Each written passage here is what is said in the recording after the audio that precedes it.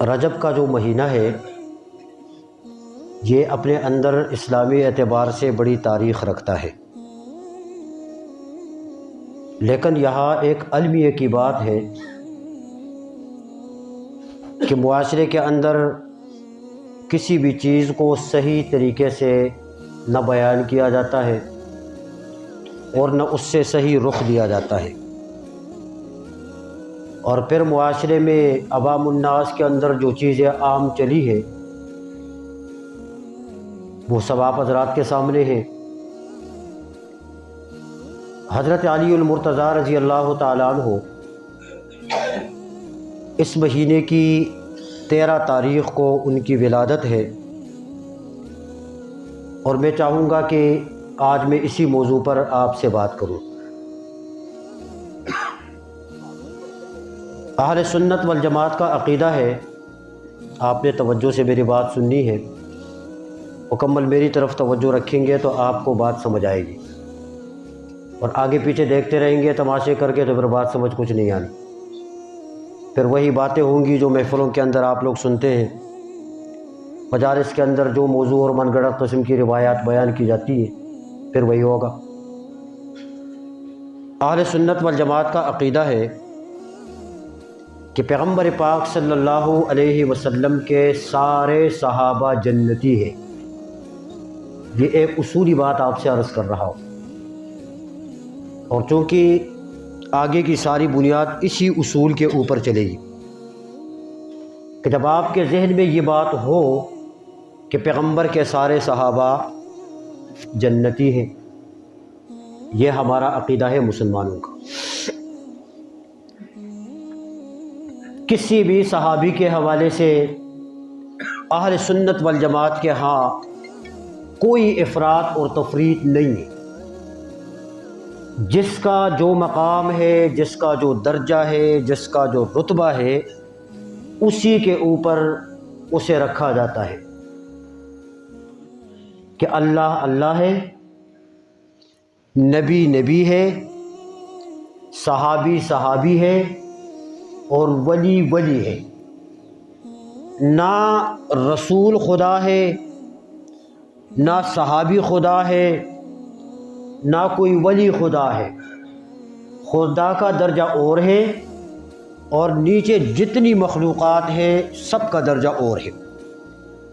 عقیدہ میں عرض کر رہا ہوں کہ ہمارے ہاں نفسی صحابیت میں کوئی فرق نہیں ہے، جس طریقے سے ایک اعلیٰ درجے کا صحابی ہے اسی طریقے سے ایک ادنیٰ درجے کا صحابی ہے، اور یہ سارے کے سارے صحابہ کامیاب ہیں، یہ سارے صحابہ جنتی ہیں، اس میں کسی قسم کا کوئی فرق نہیں۔ البتہ مرتبے کے اعتبار سے فرق ضرور ہے، اور یہ کوئی ایسی انہونی بات نہیں ہے، بلکہ اس بات کی گواہی قرآن کریم دیتا ہے، اور اللہ رب العزت نے یہ درجات، یہ مرتبے، یہ فضیلتیں، یہ مقام، ان چیزوں کو اللہ پاک نے ترتیب دیا ہے۔ قرآن کریم میں اللہ نے فرمایا تلک الرسل فضلنا بعضهم علی بعض، کہ بعض رسولوں کو بعض رسولوں پر اللہ پاک نے فوقیت دی ہے۔ اب نفس نبوت میں جس طرح مقام نبوت میں حضرت آدم علیہ السلام کا ہے، اسی طرح مقام نبوت میں درجہ پیغمبر پاک صلی اللہ علیہ وسلم کا ہے۔ نفس نبوت میں سارے پیغمبر ایک ہیں، اس میں کوئی فرق نہیں، لیکن مرتبے میں فرق ہے جسے قرآن کریم نے بیان کر دیا ہے کہ جب بات آئے گی مقام اور مرتبے کی تو ہمارا عقیدہ یہ ہے کہ پاک پیغمبر حضرت محمد الرسول اللہ صلی اللہ علیہ وسلم کا مقام، درجہ، عظمت، اس کا مقابلہ اللہ کے پیغمبروں میں سے کوئی پیغمبر نہیں کر سکتا۔ عقیدہ ہے یہ مرتبے ہے۔ پیغمبر پاک صلی اللہ علیہ وسلم کے بعد اس امت میں جو سب سے عظیم ترین طبقہ ہے، سب سے بہترین جو جماعت ہے، وہ کس کی ہے؟ وہ صحابہ کی جماعت ہے۔ نفس صحابیت میں اسی طریقے سے کسی صحابی میں کوئی فرق نہیں ہے۔ میں نے پہلے عرض کیا ہے کہ نفس صحابیت میں کوئی فرق نہیں، جس طرح اعلیٰ درجے کا صحابی جنتی اسی طرح ادنا درجے کا صحابی بھی جنت، یہ کوئی فرق نہیں، لیکن مرتبے میں فرق ہے، مقام میں فرق ہے، درجے میں فرق ہے۔ اہل سنت والجماعت کے ہاں آپ غور سے سنیں گے، پیغمبر پاک صلی اللہ علیہ وسلم کے بعد اس امت میں سب سے بڑا جو درجہ ہے وہ کس کا ہے؟ حضرت سیدنا ابو بکر صدیق رضی اللہ تعالیٰ عنہ کا۔ دوسرا جو درجہ ہے وہ حضرت عمر فاروق رضی اللہ تعالیٰ عنہ کا۔ تیسرا جو درجہ ہے وہ حضرت عثمان ابن عفان رضی اللہ تعالیٰ عنہ کا، اور چوتھا جو درجہ ہے وہ حضرت سیدنا علی المرتضی رضی اللہ تعالیٰ عنہ کا ہے۔ یہ مرتبے ہے، یہ فرق ہے مقام میں اور مرتبے میں، اور یہ فرق میں نے نہیں کیا، یہ میرے کسی استاد پیر مرشد نے نہیں کیا، یہ امت کے افراد میں سے کسی فرد نے نہیں کیا، یہ مقام اور مرتبہ اللہ نے عطا کیا ہے، اور پیغمبر پاک کی زبان اقدس سے اسے آقا علیہ الصلوۃ والسلام نے امت کے سامنے بیان فرمایا۔ اسی پر امت کا تعامل ہے، اسی پر امت کا تسلسل ہے، اور یہی بات امت میں آج تک رائج ہے۔ قرآن میں بھی، حدیث میں بھی، نصوص میں بھی اس کی طرف اشارتاً اور کنایتاً باتیں موجود ہیں۔ میں اس وقت جو آپ سے عرض کر رہا ہوں وہ اسلام کے چوتھے خلیفہ حضرت سیدنا علی المرتضی رضی اللہ تعالیٰ عنہ کے حوالے سے، کہ حضرت علی المرتضی رضی اللہ تعالیٰ عنہ کس شخصیت کا نام ہے۔ اور میں یہاں ایک بات عرض کروں کہ سوسائٹی میں اس چیز کو انتہائی مشکل بنا کر پیش کیا گیا ہے، حضرت علی کی سیرت کو متنازع بنا کے پیش کیا ہے۔ ہمارے ہاں اہل سنت کے ہاں الحمدللہ کسی قسم کی ایسی کوئی بات نہیں ہے۔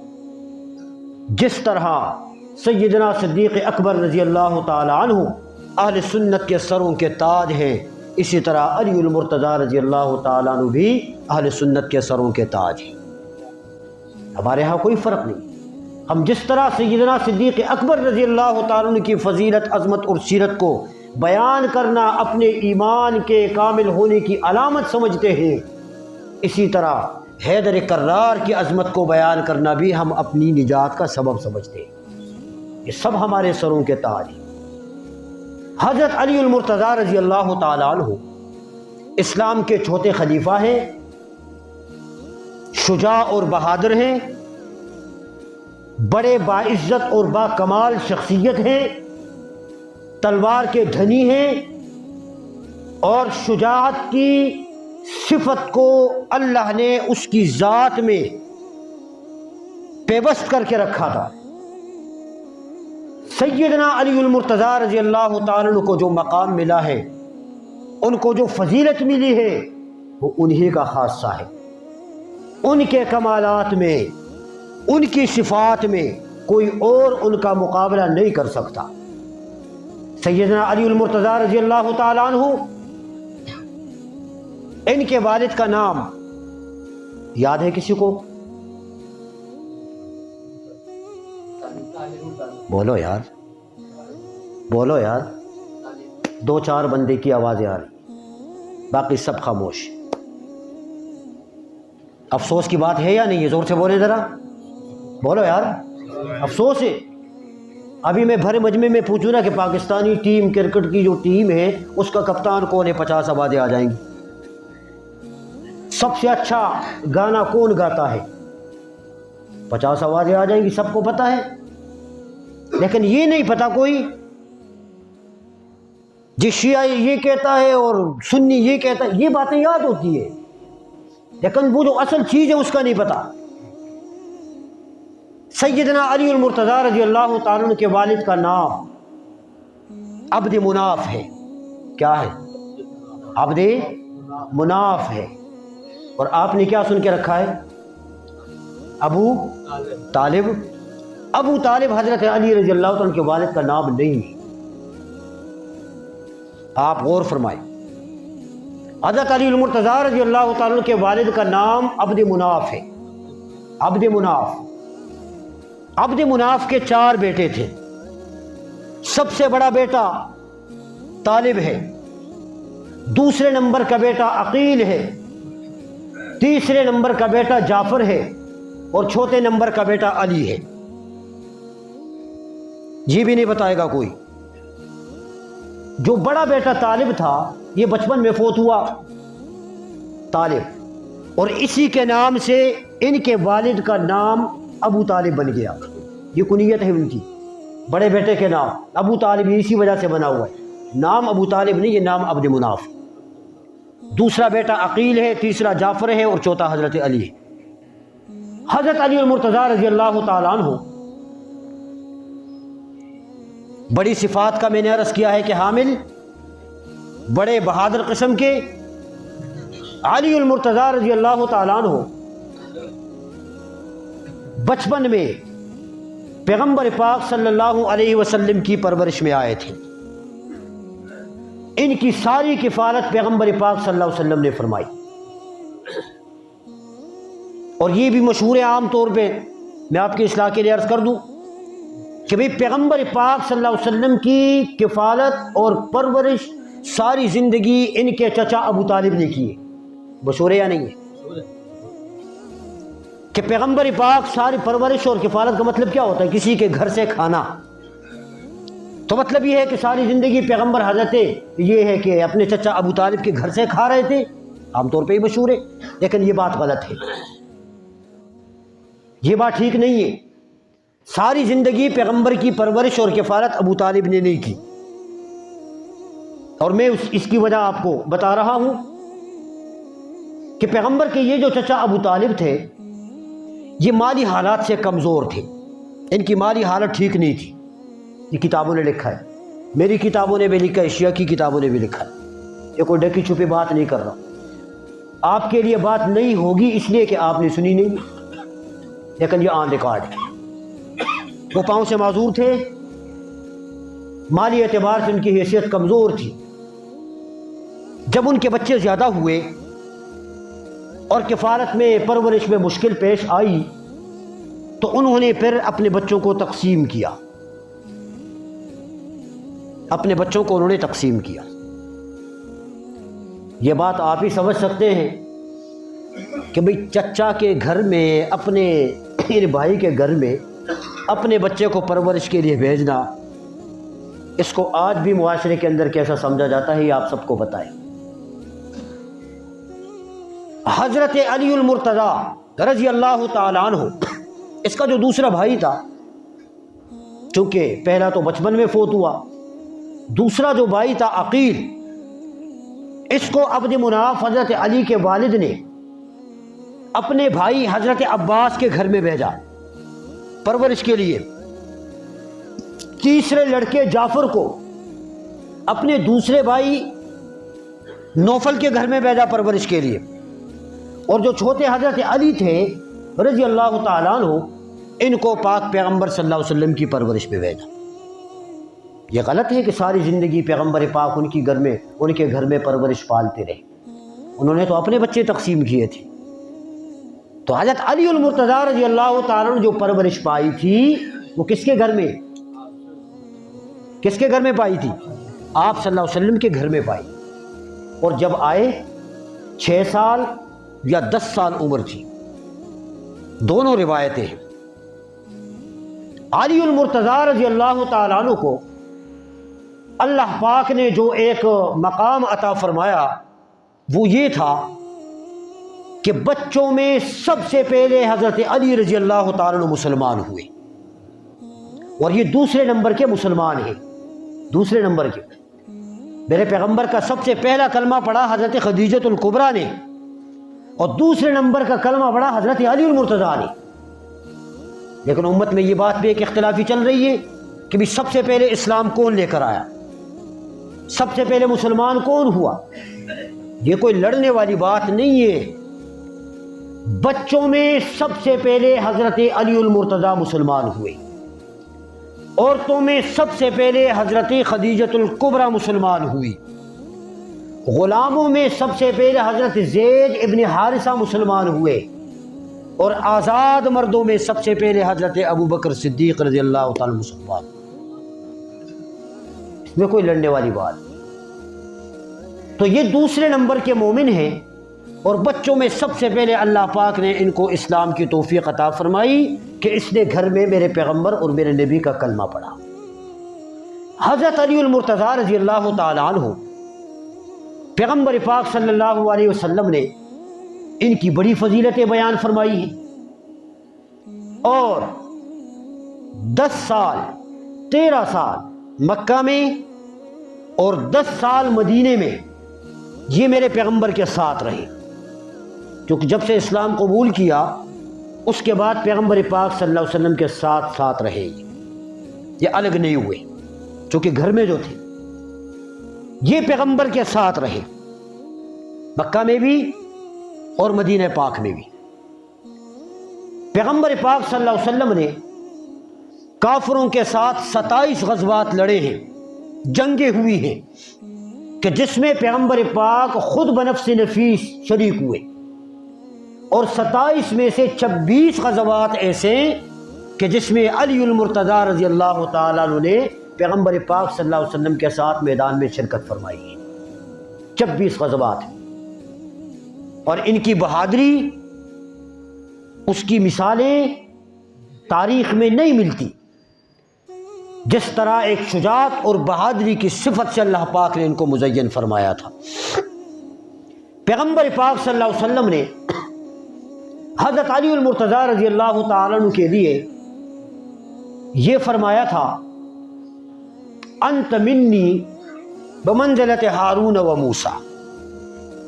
آپ سنتے ہی رہتے ہیں کہ تو میرے لیے ایسا ہے جیسا کہ موسیٰ علیہ السلام کے لیے ان کا بھائی ہارون علیہ السلام۔ سنتے نہیں سنتے؟ میں سیدھے رخ کی بات کروں گا، منفی پہ نہیں جا رہا ہوں، چونکہ منفی پہ جانا شروع کر دوں تو پھر ٹائم آپ کا مک جائے گا، ختم، بات کچھ آپ کو سمجھ نہیں آئے گی، اس لیے کہ ہمارے ہاں اختلاف ہے نہیں، ہم مثبت بات کریں گے۔ یہ جتنی روایات میں بیان کر رہا ہوں اس کو فریق مخالف نے غلط رنگ دیا ہے، اور حضرت علی رضی اللہ تعالیٰ عنہ کے مقام اور مرتبے کو یہاں سے اٹھا کر اللہ تک پہنچا دیا ہے۔ ہمارے ہاں یہ نہیں ہے۔ میں نے تمہید میں بات عرض کی ہے کہ ہم کہتے ہیں اللہ اللہ ہے، نبی نبی ہے، صحابی صحابی ہے، اور ولی ولی ہے۔ ہر ایک کا درجہ اور مقام اپنی جگہ ہے۔ مخلوق میں سے کوئی خدا نہیں بن سکتا، الہ کوئی نہیں بن سکتا۔ سیدھے رخ کی بات آپ سمجھ لیں، پھر کوئی آپ کے سامنے بیان کریں تو یہ بات آپ کے ذہن میں ہونی چاہیے کہ اس حدیث کا مطلب کیا ہے، یہ حدیث پیغمبر نے کس موقع پر ارشاد فرمائی تھی، اس حدیث کے الفاظ کیا ہیں، اس حدیث کا پس منظر کیا ہے، کس پس منظر میں، کن حالات میں، کن وجوہات میں پیغمبر نے یہ ارشاد فرمایا۔ ہر چیز ہر حدیث کی وجہ ہوتی ہے، یہ نہیں ہے کہ ظاہری طور پر روایت بیان کر کے بندے کو یہاں سے لے کے وہاں تک پہنچا دے، وہاں سے لے کے وہاں، یہ نہیں ہوتا۔ حضرت علی رضی اللہ تعالیٰ عنہ اسلام کے چوتھے خلیفہ ہیں، ان کی خلافت چوتھے درجے کی ہے، پہلے درجے کی خلافت ہو۔ ہمارے سنت والجماعت کے ہاں عقیدہ رکھتے ہیں، ہمارا عقیدہ ہے کہ امامت کے بعد، نبوت کے بعد درجہ خلافت کا ہے۔ فریق مخالف کہتا ہے کہ نبوت کے بعد درجہ امامت کا ہے، ہم کہتے ہیں کہ نبوت کے بعد درجہ خلافت کا ہے، اور خلافت میں سب سے پہلا درجہ خلیفہ اول سیدنا صدیق اکبر رضی اللہ تعالیٰ عنہ۔ وہ کہتے ہیں نبوت کے بعد درجہ امامت کا ہے، اور اماموں میں حضرت علی المرتضیٰ رضی اللہ تعالیٰ عنہ سب سے بڑے امام ہیں۔ وہ ان کا اپنا عقیدہ ہے، ہمارا اپنا ہے، وہ ایک الگ بات ہے۔ پیغمبر پاک نے فرمایا کہ یا علی انت بمنزلت ہارون و موسیٰ، کہ تو میرے لیے ایسا ہے جیسا کہ حضرت موسیٰ علیہ السلام کے لیے ہارون علیہ السلام تھے۔ غزوہ تبوک کے موقع پر پیغمبر پاک صلی اللہ علیہ وسلم جہاد کے لیے تشریف لے جا رہے ہیں، مدینہ میں حضرت علی المرتضیٰ رضی اللہ تعالی عنہ کو اپنے گھر میں چھوڑتے ہیں، چونکہ پیغمبر پاک کے پاس لوگوں کی امانتیں ہوا کرتی تھی، اگرچہ مانتے نہیں تھے لیکن صادق اور امین مانتے تھے، اس لیے اپنی امانتیں لا کر پیغمبر کے پاس جمع کرواتے تھے وہ لوگ۔ تو آپ علیہ الصلوۃ والسلام نے فرمایا کہ بھی ہم جا رہے ہیں سفر پہ، اور تم نے اس گھر میں رہ کر ان امانتوں کی حفاظت کرنی ہے، رات بھر اس کی حفاظت کریں، اس کی نگرانی کریں، اور جب صبح ہو جائے گی تو یہ امانتیں فلاں فلاں کی امانت ہے، یہ ان تک پہنچا دینا اور اس کے بعد آ جانا۔ یہ پیغمبر پاک نے فرمایا۔ میں یہاں ایک بات عرض کروں، مزے کی بات ہے، حضرت علی المرتضیٰ رضی اللہ تعالیٰ عنہ فرماتے ہیں کہ ہر وقت موت کا ایک خدشہ ہوتا تھا، اور ہونا بھی چاہیے کہ کسی بھی دم موت آ سکتی ہے، گارنٹی کسی کے پاس نہیں ہے۔ رات کو بندہ سو جاتا ہے، یقین نہیں ہوتا کہ صبح اٹھ بھی جاؤں گا، مر جاتے ہیں لوگ۔ علی المرتضیٰ رضی اللہ تعالیٰ عنہ فرماتے ہیں کہ اس رات پیغمبر نے مجھے یہ فرمایا کہ صبح یہ امانتیں آپ نے پہنچا دی ہے۔ فرماتے ہیں کہ جس طرح میں اس رات میٹھی نیند سویا ہوں اور بالکل غافل ہو کے سویا ہوں، اس یقین کے ساتھ کہ آج کی رات مجھے موت نہیں آئے گی، اس لیے کہ پیغمبر نے جو فرمایا ہے کہ صبح یہ تقسیم کرنا ہے آپ نے۔ حضرت علی المرتضیٰ رضی اللہ تعالیٰ عنہ کو چھوڑا، خود تشریف لے کر گئے۔ صبح ہوئی، مدینہ میں عورتوں نے حضرت علی المرتضیٰ رضی اللہ تعالیٰ عنہ کو طعنہ دیا کہ آپ تو بڑے شجاع ہیں، آپ تو بڑے بہادر ہیں، آپ تو صاحب ذوالفقار ہیں، کافر ڈرتے ہیں آپ سے۔ اور یہ کیا بات ہوئی کہ پیغمبر صحابہ کے ساتھ چلے گئے اور آپ کو چھوڑ دیا عورتوں اور بچوں کے درمیان میں؟ سوال ہوا نا، عورتوں نے طعنہ دیا۔ علی المرتضیٰ رضی اللہ تعالیٰ عنہ یہاں سے روانہ ہوئے۔ راستے میں پیغمبر پاک صلی اللہ علیہ وسلم نے پڑاؤ ڈالا تھا اور دیکھا حضرت علی المرتضیٰ رضی اللہ تعالیٰ عنہ پیغمبر پاک صلی اللہ علیہ وسلم کی طرف بڑھ رہے ہیں۔ جب آپ نے دیکھا تو آپ نے پوچھا کہ علی، آپ کو میں نے وہاں پہ چھوڑا تھا اور آپ یہاں پر کیسے؟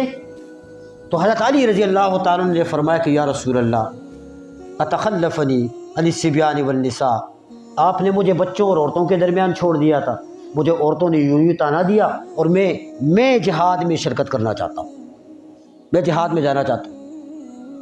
اس موقع پر میرے پیغمبر نے یہ فرمایا کہ یا علی انت بمنزلۃ ہارون و موسیٰ، کہ تو میرے لیے ایسا ہے جیسا کہ موسیٰ علیہ السلام کے لیے ہارون علیہ السلام تھے، کہ موسیٰ علیہ السلام چلے گئے کوئی طور پہ اور پیچھے بنی اسرائیل کے لیے چھوڑا اپنے بھائی ہارون علیہ السلام کو کہ بھی تم ان کا خیال رکھنا، ان کی اصلاح کرنا، کہیں بغاوت نہ کر جائیں۔ یہ اس پس منظر میں میرے پیغمبر نے حضرت علی رضی اللہ تعالیٰ کے لیے فرمایا۔ بات سمجھ آ رہی ہے آپ کو؟ اب کوئی اور اس کو کہیں اور لے کے جاتا ہے تو وہ مطلب غلط ہے، اصل بات یہ ہے، اور یہی بات احادیث کے اندر درج ہے۔ غزوہ تبوک، یہ غزوہ تبوک ہے۔ پیغمبر پاک صلی اللہ علیہ وسلم نے ایک موقع پر حضرت علی رضی اللہ تعالیٰ کے لیے فرمایا تھا من کنت مولاہ فعلی مولا، سنتے ہیں نا، من کنت مولاہ فعلی مولا، کیا معنی بیان کرتے ہیں کہ جس کا میں مولا اس کا علی مولا، جس کا میں مولا اس کا علی مولا۔ آپ جانتے ہیں یہ مولا کیا چیز ہے؟ مولا کا کیا معنی ہے؟ یہ آپ نے سمجھ کے جانا ہے آج، کیونکہ سیرت علی کا بیان ہو رہا ہے۔ حجۃ الوداع کا موقع ہے، پیغمبر پاک صلی اللہ علیہ وسلم واپس تشریف لا رہے ہیں، اور حضرت علی رضی اللہ تعالیٰ عنہ کو کسی علاقے کی طرف خمس کے لیے بھیجا تھا کہ وہ جمع کر کے لائیں۔ اب وہ جمع کیا تو کچھ صحابہ کرام نے چمی گوئیاں شروع کی، کچھ باتیں شروع کی کہ بھی ہمارے ساتھ کچھ ایسی زیادتیاں ہو گئی ہیں، اور جب اس طریقے سے ایک اختلاف کی فضا قائم ہو جاتی ہے تو پھر ظاہر بات ہے کچھ دل میں ایک نفرت سی بھی پیدا ہو جاتی ہے، یہ ایک فطرتی بات ہے۔ یہی باتیں میرے پیغمبر کے کانوں تک پہنچ گئی۔ اب یہ حجۃ الوداع سے واپسی ہے، 18 ذی الحجہ ہے، اور مکہ مدینہ کے درمیان ایک جگہ ہے، اس جگہ کا نام غدیر خم ہے۔ اس کا نام کیا ہے؟ غدیر خم ہے، آج کل اسے غربہ کہا جاتا ہے۔ یہ غدیر خم یہ 18 ذی الحجہ کا واقعہ ہے۔ اس پر بھی لوگ بہت کچھ مناتے ہیں، میں اس طرف نہیں جانا چاہتا، آپ اشارہ سمجھ رہے ہیں۔ اس موقع پر میرے پیغمبر پاک صلی اللہ علیہ وسلم کے کانوں میں جب یہ بات پڑی لگی کہ لوگ اس طریقے سے حضرت علی المرتضیٰ رضی اللہ تعالیٰ کے بارے میں باتیں کر رہے ہیں، تو میرے پیغمبر نے اس موقع پر یہ ارشاد فرمایا، من کنت مولاہ فعلی مولا، جس کا میں مولا ہوں اس کا علی مولا ہے۔ اور آگے میرے پیغمبر نے ایک جملہ فرمایا اللہم اللہم، اے اللہ، من والاہ وال ومن عاداہ عادی، کہ اے اللہ جو اسے دوست رکھے وہ میرا دوست ہے، جو اسے دشمنی کرے، یہ پیغمبر نے جملہ فرمایا۔ اب اس کا پس منظر صرف اتنا ہی ہے، یہ اس موقع پر پیغمبر نے فرمایا۔ یہ غدیر خم کوئی مستقل چیز نہیں ہے۔ غدیر کا معنی ہوتا ہے تالاب، تالاب غدیر، تالاب کو عربی میں غدیر کہتے ہیں۔ وہاں ایک کنواں تھا، خم، یہ اس نام سے مشہور ہے۔ اس واقعے کی اتنی حقیقت ہے، اس کے علاوہ کوئی حقیقت نہیں ہے۔ دشمن عثمان غنی رضی اللہ تعالیٰ کی شان میں گستاخی کر کے اس واقعہ کو اور اس روایت کو آڑ بنا کر جو ہے وہ گستاخی کرتے۔ لیکن جو میں نے پہلے عرض کیا ہے کہ جو صحیح ایک رخ ہے، میں آپ سے وہ عرض کر رہا ہوں کہ حدیث پیغمبر نے کیا بیان فرمائی اور اس کا پس منظر کیا ہے۔ تو بات آپ کو سمجھ آ گئی ہے۔ اب آپ نے مولا کا معنی سمجھنا ہے۔ مولا کے بہت سارے معنی آتے ہیں۔ مولا کا معنی مددگار، دوست، سردار، آقا، غلام، رشتہ دار، یہ سارے معنی مولا کے آتے ہیں۔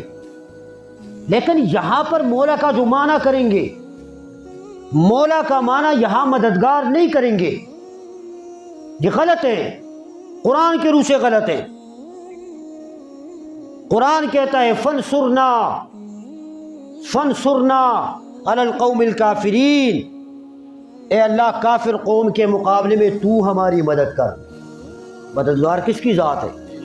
بولو یار، اللہ کی ذات ہے۔ مددگار کا معنی یہاں نہیں ہو سکتا، غلط ہے اصولی طور پر۔ آقا کا معنی بھی نہیں ہو سکتا۔ یہاں معنی جو ہے دوست ہے، دوست، کہ چونکہ وہ جو لوگوں میں نفرتیں پیدا ہو گئی تھی، پیغمبر پاک ان نفرتوں کو ختم کر کے فرماتے ہیں کہ جو مجھے دوست رکھتا ہے اور جو مجھے دوست نہیں رکھتا وہ ان کو بھی دوست ہو، جس کا علی دوست ہے اس کا میں دوست ہوں۔ یہ اس ایک منفی فضا کو ختم کرنے کے لیے پیغمبر نے فرمایا تھا، تاکہ ذہنوں سے بات ختم ہو جائے۔ بات سمجھ آ رہی ہے آپ؟ حضرت علی المرتضیٰ رضی اللہ تعالیٰ عنہ ہر موقع پر پیغمبر کے ساتھ شریک رہے، بدر میں، احد میں، تبوک میں، خندق میں، خیبر میں۔ بدر کا موقع ہے، علی المرتضیٰ رضی اللہ تعالیٰ عنہ بدر میں شریک ہے، اور حیدری کی تلوار جب میدان جہاد میں یوں گھوم رہی تھی نا، اس وقت کافر آگے ٹھہر نہیں سکتے تھے۔ 9 کافر بڑے بڑے تلوار حیدری سے بدر کے موقع پر واصل جہنم ہوئے۔ یہ خاصہ علی کا تھا۔ احد کے موقع پر جب حضرت امیر حمزہ بھی ساتھ ہیں رضی اللہ تعالیٰ عنہ، 7 کافروں کو حضرت علی نے واصل جہنم کیا۔ خندق کے موقع پر 4 کافروں کو واصل جہنم کیا، بڑے بڑے سرداروں کو مارا، ان کے سامنے کوئی ٹھہر نہیں سکتا تھا۔ اور خیبر کے موقع پر، خیبر کے آج کل آپ جا کے دیکھیں گے تو 2 شہر ہیں، ایک خیبر جدید ہے اور ایک قدیم ہے۔ یہ جو مسئلہ ہوا تھا قلعہ فتح کرنے کا، یہ خیبر قدیم میں ہے، جدید میں نہیں ہے۔ 11 قلعے فتح نہیں، 11 قلعے صحابہ کرام نے فتح کیے، لڑائی زوروں پر۔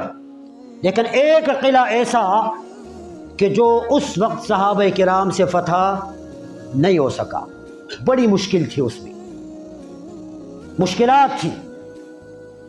رات کو صحابہ کرام آرام کر رہے ہیں، پیغمبر پاک صلی اللہ علیہ وسلم نے فرمایا، بخاری کی روایت حضرت عبداللہ ابن عمر ابن عاص رضی اللہ تعالیٰ عنہ سے، پیغمبر نے فرمایا لَأُعْطِيَنَّ رَایَةً غَدًا يُفْتَحُ عَلَى يَدَيْهِ، کہ کل کو میں جھنڈا اس شخص کے ہاتھ میں دوں گا کہ جس کے ہاتھوں اللہ اس قلعے کو فتح کرے گا، کامیابی ملے گی۔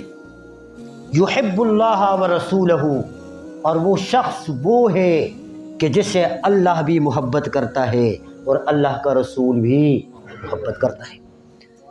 صحابہ کہتے ہیں کہ ہم حیران ہیں کہ بھئی جھنڈا کس کو ملے گا؟ ہر بندہ چاہتا ہے کہ پیغمبر کے ہاتھ کا جھنڈا مجھے مل جائے، میں لشکر اسلام کی اس علامت کو لے کر آگے بڑھوں۔ صبح ہوئی، پیغمبر پاک صلی اللہ علیہ وسلم نے فرمایا این علی، علی کہاں ہے؟ صحابہ نے کہا یا رسول اللہ یشتکی عینیہ، اس وقت حضرت علی رضی اللہ تعالیٰ عنہ کی آنکھیں دھک رہی تھی، زخمی تھی۔ صحابہ کہنے لگے کہ یا رسول اللہ ان کی آنکھوں میں تکلیف ہے۔ پیغمبر نے بلایا اور اپنا لعاب مبارک حضرت علی رضی اللہ تعالیٰ عنہ کی آنکھوں میں لگائی۔ حضرت علی رضی اللہ تعالیٰ عنہ فرماتے ہیں کہ لگانے کے بعد میری آنکھیں ایسی ٹھیک ہوئی کہ ایسی ٹھیک پہلے بھی نہیں تھی، پہلے سے بھی زیادہ اچھی ہو گئی۔ اور پھر جھنڈا لیا اور جب میدان میں کودے نا، خیبر کے قلعے تک پہنچ گئے، ایک ضرب جب لگائی تو قلعہ پاش پاش ہو گیا، ٹوٹ گیا، قلعے کی دیواریں ٹوٹ گئی۔ اور اس وقت میدان میں جنگ کرنے کا منظر یہ ہوتا تھا کہ ایک طرف سے مسلمان، دوسری طرف سے کافر، اور نعرہ یہ لگتا تھا کہ حل من مبارزن، کیا ہے کوئی میرے مقابلے کا؟ تو کافروں کی طرف سے ان کا جو بڑا بہادر اور بڑا شجاع تھا، اس کا نام مرحب تھا۔ مرحب 52 سال کی عمر کا تجربہ کار جنگجو، اس نے نعرہ لگایا حل من مبارزن، ہے کوئی مقابلہ کرنے والا؟ جھنڈا کس کے پاس تھا؟ بولو یار، شوق سے بولو ذرا۔ حضرت علی رضی اللہ تعالیٰ کے پاس۔ حضرت علی رضی اللہ تعالیٰ آگے ہوئے، اور جب آگے ہوئے دیکھا 25 سال عمر ہے، دوسری طرف سے 52 سال عمر ہے، تو اس نے ہنس کے کہا کہ بھئی کسی تجربہ کار آدمی کو آگے کر دو تاکہ میں مقابلہ تو کر سکوں۔ حضرت علی المرتضیٰ رضی اللہ تعالیٰ جب بات سنی تو سن کر حضرت علی رضی اللہ تعالیٰ نے فرمایا انا الذی سمتنی امی حیدرا کلیش غابات کریہ المنظرا، تجھے نہیں پتا کہ میں کون ہوں؟ میں وہ ہوں کہ بچپن میں میری والدہ نے میرا نام حیدر رکھا، حیدر میرا نام رکھا، اور جب میں تلوار گھماتا ہوں تو دشمن کی دوڑیں لگ جاتی ہے اور آنکھیں یہ منظر عجیب طریقے سے دیکھتی ہیں۔ اور اس کے بعد جب جھپٹ پڑا نا، وار کیا مرحب کے اوپر ڈیر کر کے رکھ دیا، ایک وار میں اسے واصل جہنم کر دیا۔ تو بزبان حال اس نے کہا ہوگا مرحب نے، اور یہ کہا ہوگا کہ آج پہلی بار مجھ کو یہ شکست فاش ہے، آج پہلی بار مجھ کو یہ شکست فاش ہے، معلوم ہوتا ہے کہ تو ہی حیدر کرار ہے۔ اڑا کے رکھ دیا۔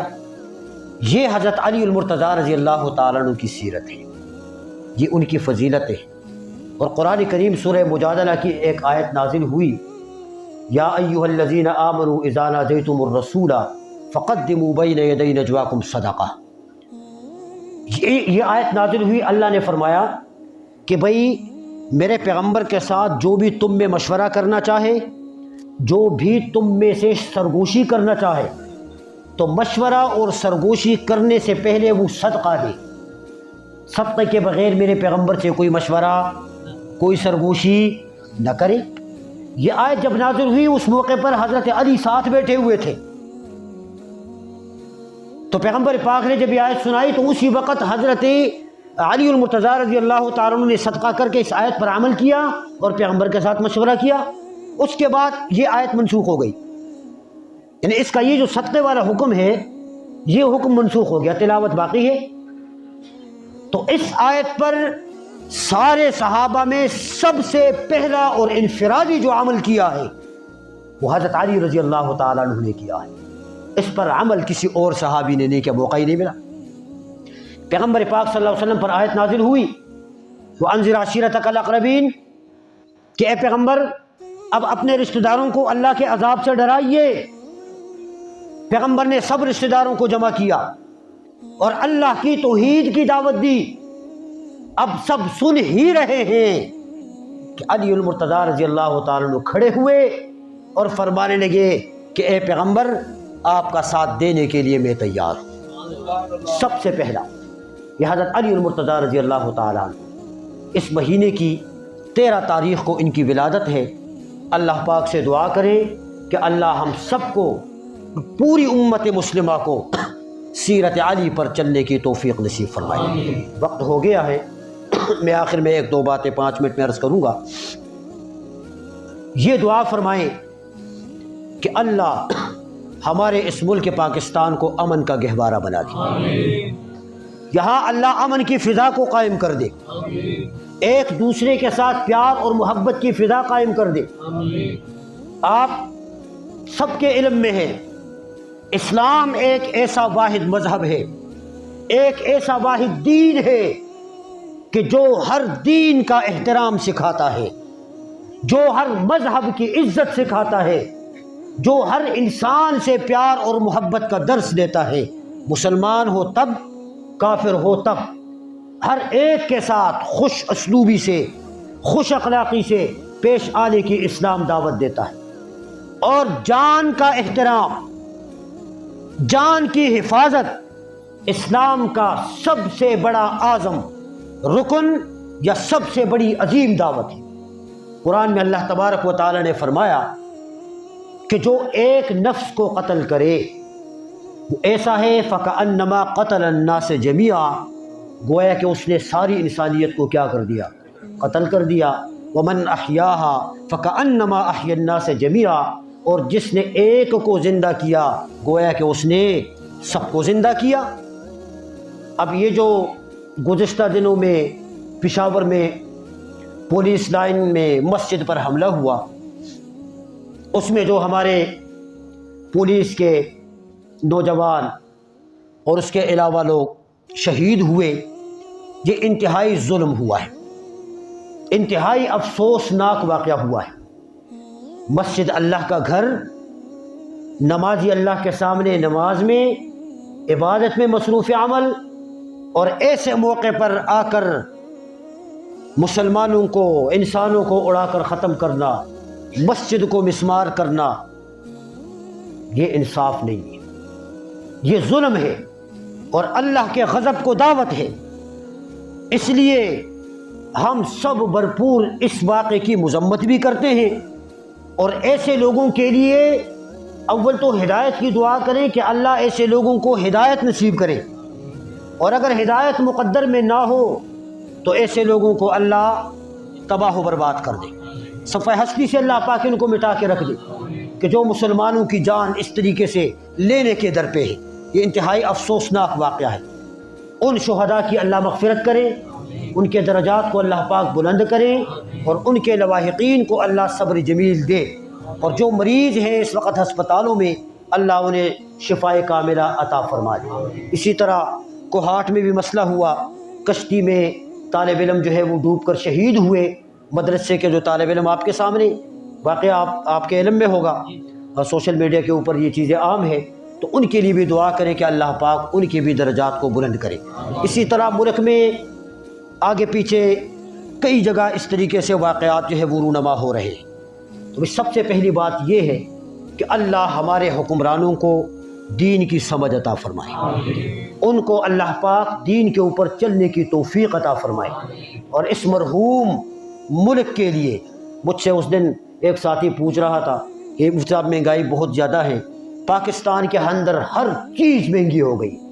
میں نے کہا بابا بالکل ٹھیک بات ہے، ہر چیز پاکستان میں مہنگی ہے، لیکن ایک انسان کی جان لینا یہ مہنگا نہیں ہے، یہ بہت آسان ہے، یہ انتہائی سستا کام ہے۔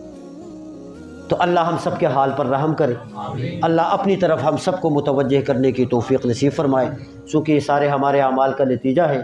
ہم سب کو چاہیے کہ ہم اپنے رب کی طرف متوجہ ہو جائیں، توبہ استغفار کریں، اپنے لیے بھی دعائیں کریں، اس ملک کے لیے بھی کریں، اور اس ملک کی حفاظت کرنے والے جو جوان ہیں ان کے لیے بھی کریں کہ اللہ ہم سب کی حفاظت فرمائے۔ وآخر دعوانا الحمد للہ رب العالمین۔